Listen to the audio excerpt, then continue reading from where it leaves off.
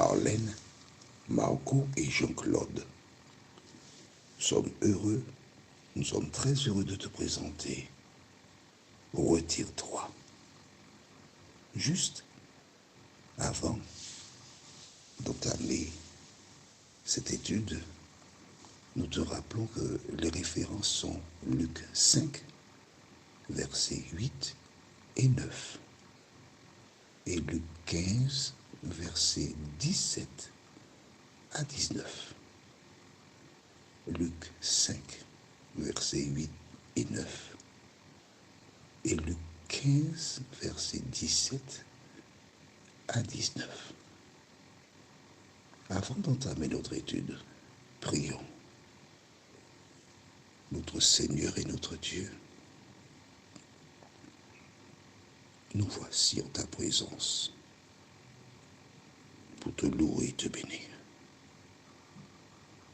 Nous voici en ta présence pour continuer d'étudier la parole. Cet esprit, merci de nous éclairer, de nous conduire. Merci de nous mettre sur le chemin du salut, de telle sorte que nous puissions toujours compter sur toi. Merci de nous aider à placer notre espérance en Jésus, à l'aimer non pas du bout des lèvres, car c'est à leurs fruits que vous les reconnaîtrez. Nous t'avons prié au nom de Jésus pour ta gloire éternelle. Amen. Quel est le contexte?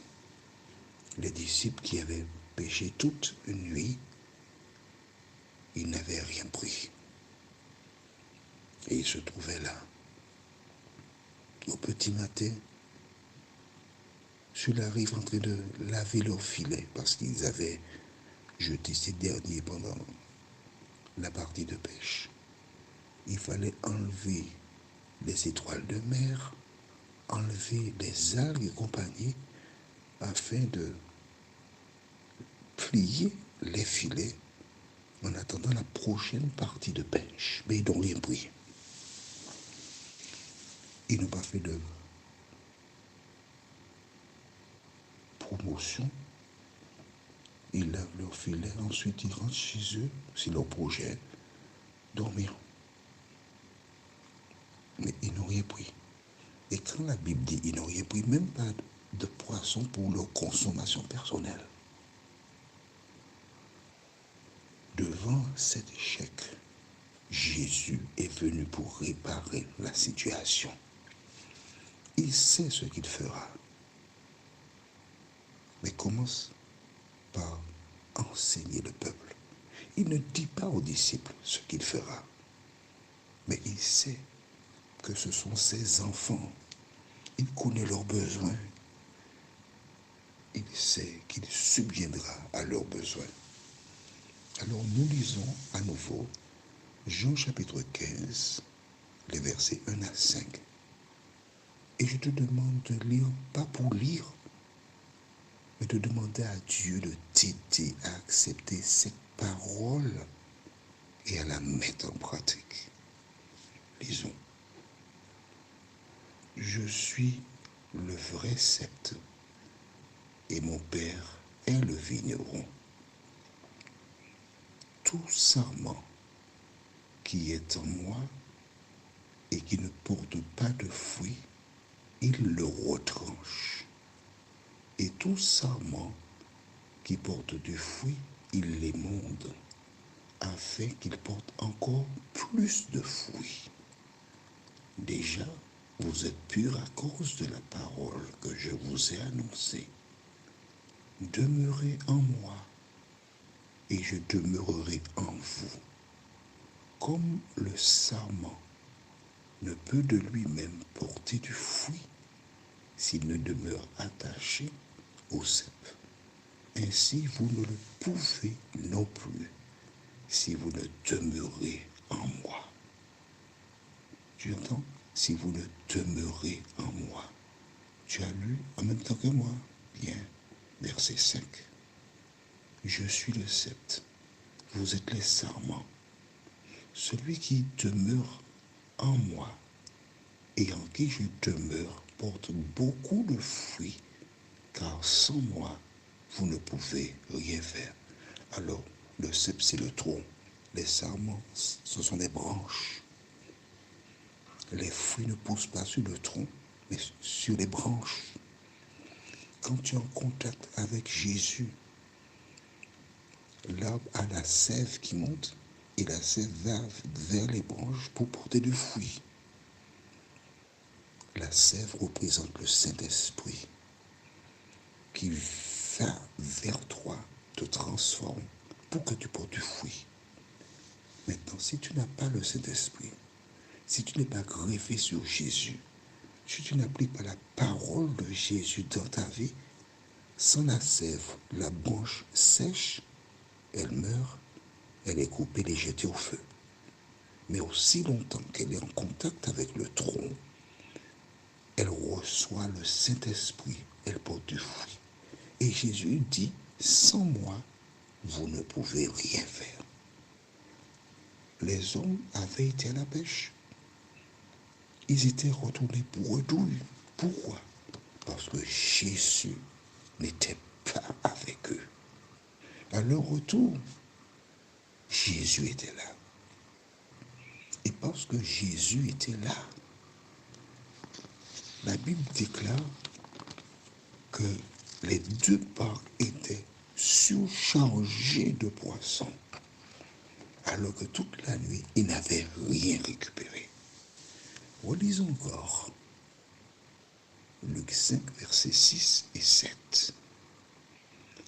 L'ayant jeté, ils prirent une grande quantité de poissons et leurs filets se rompaient. Ils firent signe à leurs compagnons qui étaient dans l'autre barque de venir les aider. Ils vinrent et ils remplirent les deux barques au point qu'elles enfonçaient. Qui peut faire un tel miracle? Jésus. Qui veut faire des miracles dans ta vie aussi? C'est Jésus. La référence du jour, c'est Luc 5, versets 8 et 9. Lisons. Quand il vit cela, Simon-Pierre tomba aux genoux de Jésus et dit, « Seigneur, retire-toi de moi, parce que je suis un homme pécheur. » Car l'épouvante l'avait saisi, lui et tous ceux qui étaient avec lui, à cause de la pêche qu'ils avaient faite. Que se passe-t-il? Simon-Pierre reconnaît ses manquements. Il dit à Jésus, retire-toi de moi, parce que je suis un homme pécheur. Il était pécheur et pécheur. Il était pécheur et pécheur. Il reconnaissait qu'il n'était pas digne d'être près de Jésus. Il reconnaissait qu'il était loin de l'idéal. Mais mon ami, heureusement qu'il tient cette parole, car à travers cette déclaration, que fait-il? Il est en train de te dire que Jésus va vers les personnes indignes. Jésus va vers les personnes qui ne méritent pas, selon les critères humains. Mais Jésus se rend quand même. Il appelle ces personnes à venir à lui. Vois-tu, dans certains domaines, ce sont les meilleurs qui sont sélectionnés. Mais là, la Bible nous enseigne que les personnes qui ne méritent pas, parce que le salut ne se mérite pas. Le salut, c'est une relation entre Dieu et l'homme. Et ces textes, c'est pour la dernière fois que nous les lisons aujourd'hui. Donc nous ne reviendrons plus dans Luc chapitre 5. Mais quand tu vois que Pierre dit, retire-toi, je ne suis pas digne, à quoi cela te fait-il penser? Allons dans Luc 15, les versets 17 à 19. Luc 15, les versets 17 à 19. C'est un récit que nous avons déjà vu. Le jeune homme qui avait laissé la maison de son père et qui s'était retrouvé en mauvaise posture. Il avait été gardé les pourceaux. Et quand il a réalisé sa situation, que s'est-il passé? Lisons dans le livre de Luc 15, versets 17 à 19. Étant rentré en lui-même, il dit, combien de mercenaires chez mon père ont du pain en abondance, et moi, je meurs de faim, je me lèverai. J'irai vers mon père, et je lui dirai, mon père, j'ai péché contre le ciel et contre toi. Je ne suis plus digne d'être appelé ton fils. Traite-moi comme l'un de tes mercenaires. Tu vois, Pierre a dit à Jésus, je ne suis pas digne. Or, dans le récit du fils prodigue que Jésus a conté à ses auditeurs, il a utilisé la même terminologie, le même mot, je ne suis pas digne. Toi qui m'écoutes, tu as fait des choses qui t'attristent. Tu as fait des choses contraires aux règles de la société. Tu as fait des choses contraires à l'enseignement biblique. Tu n'es pas digne. Et tu en souffres. Alors tu n'es pas le premier.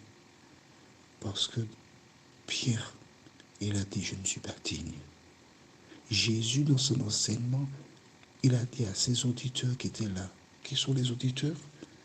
Dans Luc toujours, chapitre 15, verset 1, on est là. Tous les publicains et les gens de mauvaise vie s'approchaient de Jésus pour l'entendre. Voilà le public qui venait écouter Jésus. Et à ces personnes qu'on inculquait, qui n'étaient pas dignes, Jésus leur disait, ce qui est important, c'est de revenir à la maison. Prions. Seigneur, merci pour la parole. Nous voyons comment celui qui deviendra plus tard un puissant prédicateur pour toi, Simon-Pierre, a reconnu qu'il n'était pas digne. Alors Seigneur, nous sommes tous comme Pierre. Moi le premier, nous ne sommes pas dignes. Mais nous te remercions. Tandis qu'ils étaient en difficulté, ils n'avaient pas de quoi subvenir à leurs besoins, Jésus, tu es venu et tu as transformé les ténèbres en lumière. Merci de nous aider à te confier nos vies, nous t'en prions. Au nom de Jésus et pour ta gloire éternelle. Amen. Notre prochaine étude s'intitule Un serviteur. La référence est Luc 7, versets 1 et 2. Luc chapitre 7, donc pas très loin, les versets 1 et 2. C'est la seule référence que nous aurons. Il me tarde de te retrouver.